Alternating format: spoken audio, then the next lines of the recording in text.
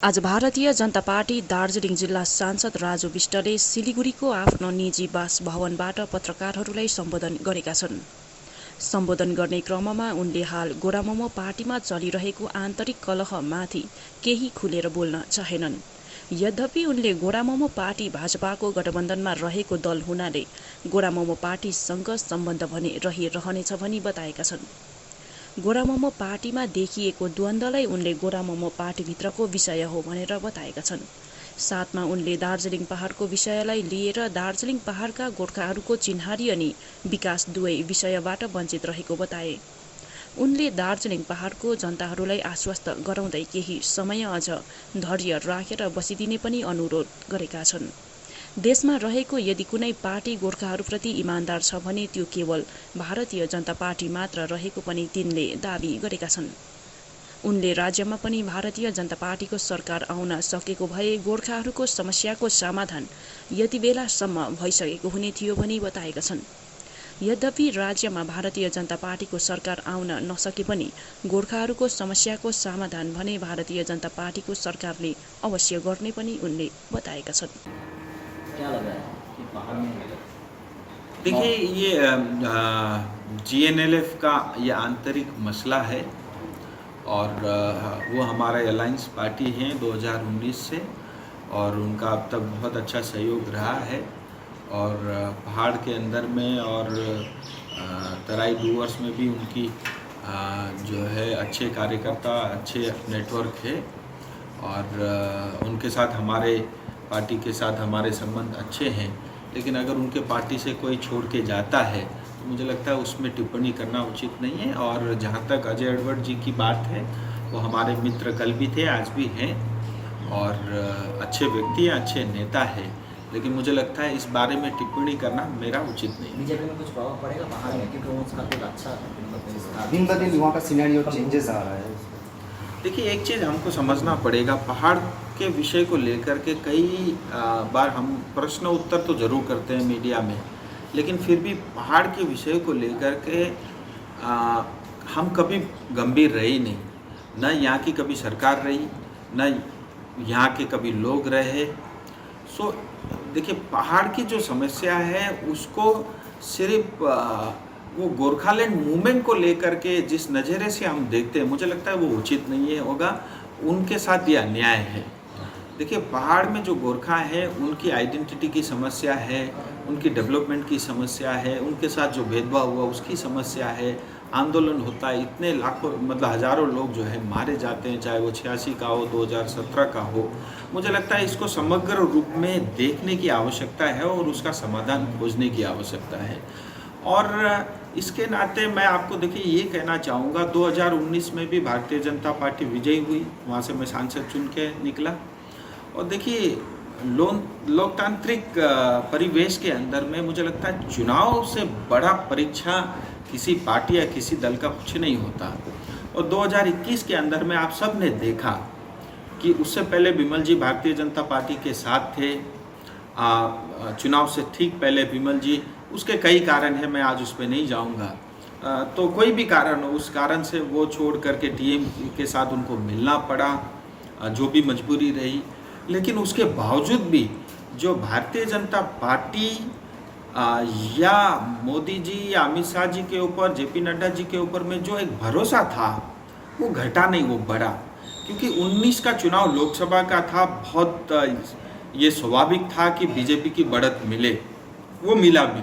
लेकिन 2021 का चुनाव वो तो स्टेट में मुख्यमंत्री चुनने का था और उसके बावजूद भी जो है पहाड़ की जनता ने पूरे मन से, भरोसे के साथ, आस्था के साथ भारतीय जनता पार्टी को वोट दिया है। इसमें कोई संदेह किसी को भी नहीं होना चाहिए।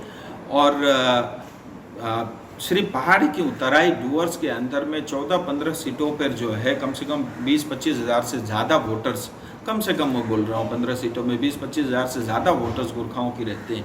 उन सब के अंदर में जो है कालिम्पोंग को छोड़ करके और माल बाजार को छोड़ करके बाकी सब सीटों के अंदर में भारतीय जनता पार्टी ही जीती है। सो ये साफ दर्शाता है कि जनता का भरोसा अभी भी बीजेपी के ऊपर में कायम है, इसमें कोई संदेह किसी को नहीं होना चाहिए। हाँ, सांसद होने के नाते, एक गोरखा होने के नाते मुझे भी स्वयं में लगता है कि लगातार तीसरी बार सांसद चुना है, लेकिन कोई ठोस कदम या ठोस पहल अभी तक जो है केंद्र सरकार की तरफ से नहीं हुई। लेकिन उसकी अपनी अपनी परिस्थिति है कि कभी भी जो है मतलब पश्चिम बंगाल में भारतीय जनता पार्टी की सरकार नहीं रही, क्योंकि अगर स्टेट में भी सरकार होती, आज देखिए बोरोलैंड की समस्या का समाधान हो गया। 370 इसलिए हो पाया क्योंकि वहाँ राष्ट्रपति शासन था, और ब्रू रियांग की समस्या का समाधान इसलिए हो पाया कि वहाँ भारतीय जनता पार्टी की सरकार थी।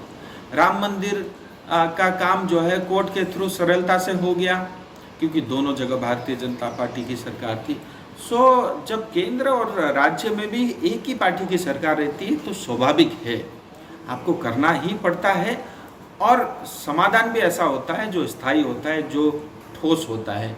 कहीं ना कहीं ये हमारी जो है बदकिस्मती थी कि आज तक जो है केंद्र में मतलब लगातार बीजेपी की सरकार बनी, लेकिन हम राज्य के अंदर में सरकार बनाने से चूक गए। लेकिन उसके बावजूद भी मैं आपके माध्यम से पहाड़ की जनता को नमन करते हुए कहना चाहता हूँ, देखिए आपने मुझे भरोसा करके सांसद बनाया, और मैं पिछले 2 साल से मैं उस प्रयास में हूँ कि आपने जो भरोसा किया है वो सपना टूटे नहीं। चाहे इस 2 साल में 1.5 साल से ज़्यादा कोविड का काल रहा हो, उसके बावजूद भी आपकी जो समस्या थी उसको पार्लियामेंट में रखना, मंत्रियों के समूह रखना, प्रधानमंत्री गृह मंत्री के सामने रखना, वो मतलब मैंने पूरी ईमानदारी और निष्ठा से की है।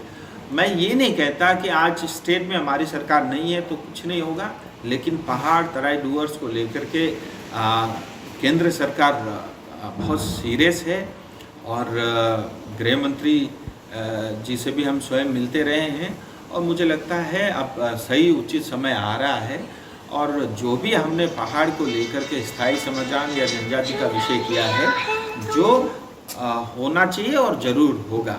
और दूसरी बात इसमें जो सबसे इम्पोर्टेंट है, ये कई बार जो है विषय आता नहीं। देखिए आज अगर गोरखाओं को लेकर के कोई ईमानदार है, मैं इसलिए नहीं कहता कि मैं बीजेपी का हूँ, अगर कोई पार्टी है वो बीजेपी है, साफ दिखता है। आसाम के अंदर में जो समस्या थी उसका समाधान हुआ, मणिपुर के अंदर में जो समस्या थी उसका समाधान हो रहा है। सो अलग अलग जगह नॉर्थ ईस्ट के अंदर में कई तरह की समस्या, उसका भी समाधान धीरे धीरे हो रहा है। इसी तरह जो है यहाँ का भी समाधान होगा, क्योंकि भारतीय जनता पार्टी ने कभी किसी को शहीद बनाने का, मारने का, पीटने का, घर कुड़की करने का या पुलिस लगाकर अन्याय अत्याचार करने का काम नहीं किया। अगर ये काम किसी ने किया है वो टीएमसी सरकार ने किया, ये स्पष्ट है, ये जनता भी जानती है। इसलिए ममता दीदी लाख कोशिश कर ले, कभी भी वो गोरखा की नेता नहीं बन सकती, क्योंकि उनका चाल चरित्र और उनका पास्ट रिकॉर्ड इतना खराब है, उसको इस जन्म में तो कम से कम वो कभी भी मिटा नहीं सकती। मैं आपके माध्यम से यही कहना चाहता हूँ, हमें सबको धैर्य रखना होगा, और मैं तो आपके माध्यम से हमारे गोरखा के जितने भी लीडर्स हैं, नेता हैं, साहित्यकार हैं, बुद्धिजीवी हैं, उन सबको भी ये आग्रह करता हूँ, देखिए स्थायी राजनीतिक समाधान ये भारतीय जनता पार्टी के लिए नहीं होगा, ये पहाड़ की जनता के लिए होगा, तराई डूअर्स की जनता के लिए होगा। और ये सिर्फ राजू बिष्ट मेरा काम नहीं है, हम सबका काम है।